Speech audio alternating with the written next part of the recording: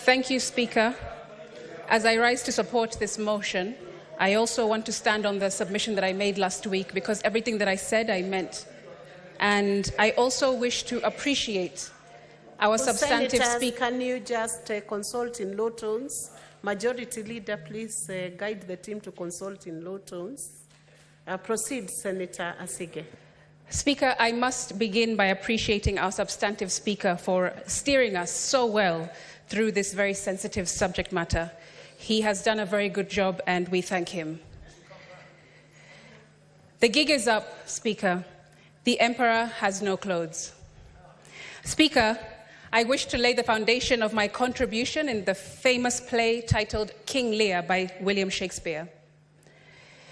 Widely regarded as Shakespeare's finest work, King Lear is an allegory that illustrates a sharp fall from grace from a king who is drunk with pride, with ego, the desperate need for control and praise, who makes a series of mistakes by listening to his immoral eldest two daughters and bad advisors, who exist only to praise him for their own personal gain. Though caring for him greatly and always wanting the best for him, Speaker, King Lear chooses to reject his youngest daughter, Cordelia, because she refuses to flatter or feed his ego like the others, by telling him the truth, even at the risk of her losing her inheritance. Shakespeare's motif revolves around King Lear's fall into error and Machiavellian ways, which we see when he arrogantly declares that he has ultimate power and can choose to ignore his subjects whenever he is pleased with them. His inability to see the truth leads him to lose power, wealth, his senses, his truest daughter Cordelia, and ultimately his own life. Speaker, the entire internet was screaming during Sunday night's interview with the president. Don't mean to anthropomorphize, but TV screens across the country would have turned themselves off themselves if they could, after what is said to have been a train wreck of a conversation from start to finish that left the emperor naked. I must acknowledge, however, the decision by the president to have a 2-hour unscripted sit-down, because seldom do African heads of state risk putting themselves in unpredictable, uncontrolled environments like that. With our majority leader setting the tone through this motion, let the Senate be your Cordelia, Mr. President. You are a leader in the service industry, and I was told just last night that the two most vital pillars in the service industry are perception and experience. And for such a delicate subject matter, you at the very least need a stellar crisis communications team, because your words kept fueling the fire last week. I also want to remind the president that it's not about him. It's not personal. We didn't name it Kenya Kwanza. That wasn't us. Kenya Kwanza. Not Kwanza the noun, Speaker, but Kwanza the adjective. And instead of putting Kenya first, your presidency has put Machiavellianism first, like King Lear, when all that us young people wanted was for you to put Kenya first. Like a performance review of sorts, Speaker, we expected that on his third attempt to address us on Sunday night, he would come with details, with data, definitives, strategies, but it was still so vague, so non-committal, so uninformed. It felt dismissive and disconnected. Speaker, the president went on national television without a clue of what has been happening in the country that he believes he governs. Was the deputy president right in his address last week as well, that his boss may not know all that is going on in the country? How many people are in custody, he was asked. He replied, I have a ballpark figure from the police that they have enough people. What do you say to the youth who say yours is not a listening government, he was asked. He said, I have 4 things: housing jobs, digital jobs, export of labor, manufacturing. You believed barely 1.5 years ago that you could run the country on 2.9 trillion. In a few months, you went to Parliament and requested 3.6 trillion. This year, you went to Parliament and requested 4.2 trillion. And what do they see in return? They see extravagance in government, he was told. He replied, let me tell you the following. Today, universities were almost closed because of debts of 60 billion shillings. I have enhanced their budget by 40 billion shillings because education, to me, is the greatest equalizer. Speaker, this went on and on and on. Tone deaf and not answering what Kenyans really wanted to hear from the president. Not only were shots fired at innocent young protesters last week, Speaker, but it seems in this interview we also saw shots fired at his cabinet, his deputy president, and even the communications team caught astray. So what are some solutions? Speaker, in response to austerity measures as directed by this motion, the president has on record made pronouncements of what he plans to do. Young people do not want more dialogue or multi-sectoral groups before he actions what he has already committed to do. In his Wednesday, 26th of June press conference, the president committed to do the following. 1, reduce expenditure, starting with the executive office of the president and extending it to the entire executive arm of government. 2, operational expenditure in the presidency be reduced to remove all allocations for the confidential vote, reduce travel budgets, hospitality, and purchase all motor vehicles and renovations, as well as other expenditures. Number 3, Parliament, the judiciary, and county governments working with the National Treasury also undertake budget cuts. This clearly shows, Speaker, that the president knows exactly what he needs to do and precisely what he needs to focus on. Get rid of corruption, get rid of wastage, get rid of breaching court orders, get rid of misdirective and duplicative pots of money like CDF, which completely usurp the true function of a legislator. Speaker, members of Parliament are supposed to legislate and ministries are supposed to implement. No parliamentarian should have a CDF allocation because our role is simple: to represent, to oversight, and legislate. We have no business building markets and roads and hospitals. Get rid of CDF that bastardizes the role of a member of Parliament.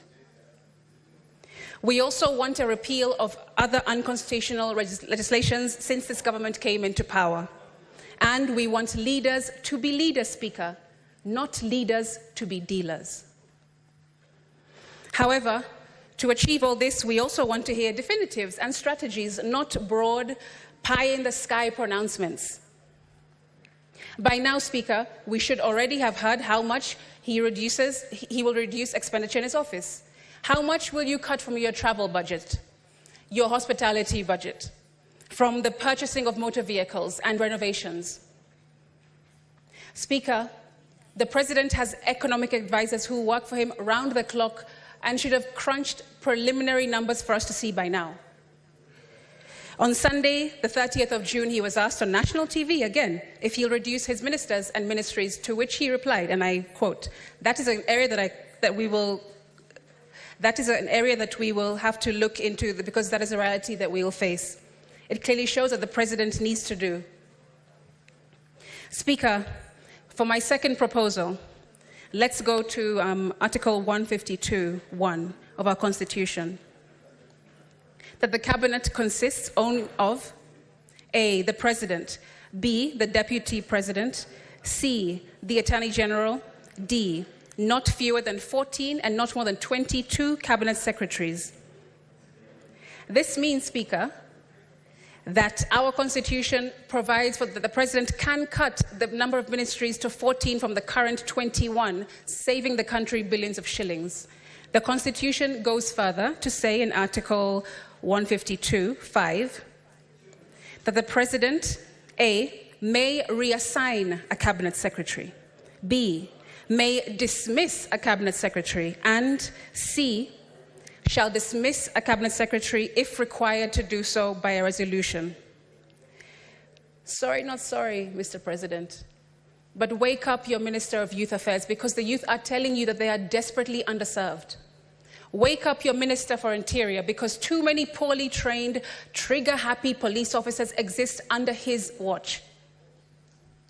Wake up your Minister for Labour, because young people are protesting in the streets due to a lack of equal opportunities. Wake up your Minister for Roads, because we're seeing the worst levels of carnage and needless deaths of young people than in any 10-year preceding his.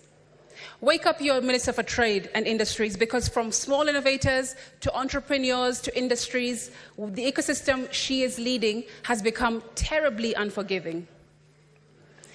If you already know what needs to be done, and the Constitution gives you the power to take action, Mr. President, Cabinet Secretaries must be sacked. My third proposal, in reaction to point number 1 in this motion, revolves around exercise of legislative powers. Speaker, why is it that the finance bill never makes its way to the Senate for consideration? Our Constitution does not bar this upper house from jointly considering legislation, especially those with as much gravitas as a finance bill. To illustrate this, I want to go to Article 109(5) that says, a bill may be introduced by any member or committee of the relevant House of Parliament, but a money bill may only be introduced in National Assembly in accordance with Article 114. It simply says, Speaker, that a money bill may be introduced only in the National Assembly, but nowhere does it say that a money bill cannot also be considered in the Senate. Our Constitution only bars this House from introducing money bills, not from considering them. This must be corrected to avoid future constitutional misinterpretations that lead us to continue allowing the National Assembly to monopolize such crucial functions. I'm just reading the law. And while we're at it, Majority Leader, the entire country knows that our committees here are chaired and vice-chaired by your side, the government. That doesn't give balance. That doesn't give an opportunity for real unbiased and impartial looks at bills and proposals and legislation in this House. If you hold the chairmanship and also the vice-chairmanship in all committees, how are we telling the rest of the country that we are transparent and we're going to move forward in a new way? That also needs to change. Speaker, life is in the power of the tongue, because if we get this mandate, we cannot afford to mess around and continue to play politricks. My fourth proposal focuses on the presidential assent and of the Finance Bill 2024. And for that, let's go to Article 115 of the Constitution. 1. Within 14 days after receipt of the bill, the President shall A. assent to the bill, or B. refer the bill back to Parliament for reconsideration by Parliament, noting any reservations that the President has concerning the bill. Not National Assembly, Speaker. It says that it will go back to Parliament to be considered by Parliament. And the last time I checked the definition of Parliament, both houses were included. What about the conversation on salaries, Speaker? Well, I want to say the following. The Salaries and Remuneration Commission really did not read the room. Today, in order to pay all public servants, figures show that we are spending 1.1 trillion shillings, which is 46% of our budget. I want to be frank. I propose our current salaries for those at the national level be cut by 50% and our allowances be reviewed downwards. That's right. I want us to put our money where our mouth is. We shouldn't pussyfoot around that, Madam Speaker. Because let's be honest, today's salary and allowances are the only reason why people kill, steal, and destroy anything in their way in order to work in the national government. And that needs to end.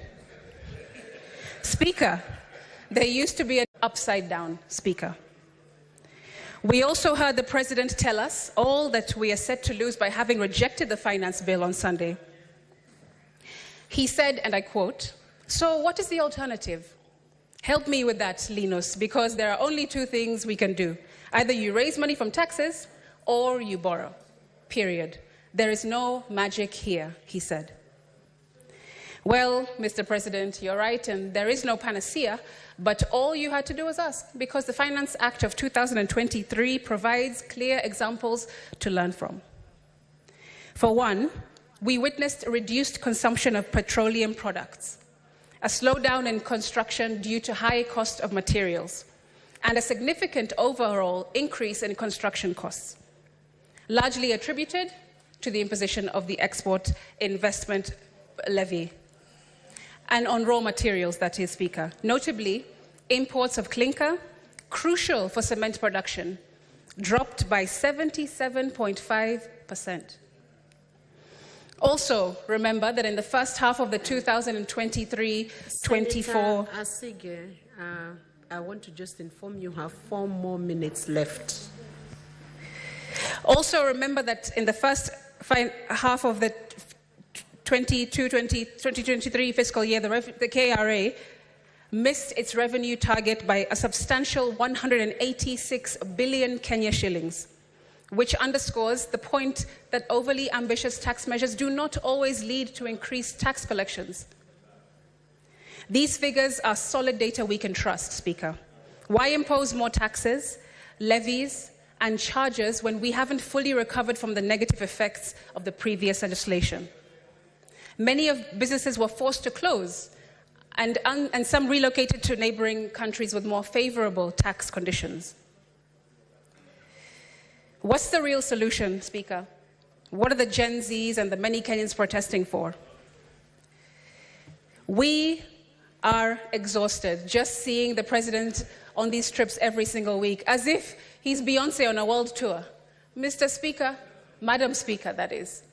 The president is not on a world tour. He should stay in the country and do his job like the rest of us do in this country. Yes, he may have had many plans, but Mr. President, exporting our brightest minds to work abroad is not the solution. This brain drain is crippling us and cannot be quantified at all.